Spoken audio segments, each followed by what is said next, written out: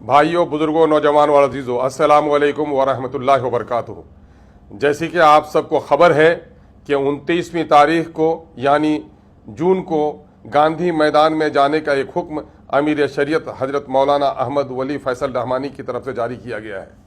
آپ بخوبی واقف ہیں کہ مودی حکومت اس وقت ہندوستان میں مسلمانوں کی رہی سہی میراث، جو دراصل اللہ کی میراث ہے، وقف کی جائیداد کو غصب کرنے کی نیت بنا چکی ہے، اور یہ کالے قانون کے ذریعے سے ہندوستان میں مسلمانوں کی تہذیب اور اس کی شریعت کو ملیا میٹ کرنے کی ایک ناپاک کوشش کی ہے۔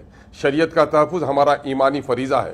اس ملک کے آئین کو بچانے کے لیے، چونکہ یہ قانون ملک کے آئین کے روح کے خلاف ہے اور اپنے شریعت اسلامیہ کے اندر جو اوقاف ہیں، ہماری مسجدیں ہیں، ہمارے قبرستان ہیں، مدارس ہیں، دوسرے دینی ادارے ہیں، اس کے تحفظ کے لیے ہمیں اٹھنا ضروری ہے۔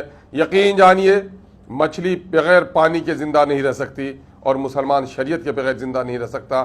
ہماری مساجد، ہمارے مقبرے اور ہماری عیدگاہیں، یہ سب کچھ اس وقت آواز دے رہی ہیں کہ ہم اپنے ایمانی جذبے کے ساتھ سرشار ہو کر اٹھیں اور 29ویں تاریخ کے اس عظیم الشان اجلاس کو کامیاب بنائیں۔ یقین جانیے، زندہ قومیں لڑتی ہیں اور مردہ قومیں سر جھکاتی ہیں۔ اگر ہم نے اس وقت سر اٹھا کر اپنے اوقاف کی تحفظ کے لیے قدم آگے نہیں بڑھایا تو آنے والی نسلوں کا دین و شریعت پہ باقی رہنا مشکل ہو جائے گا۔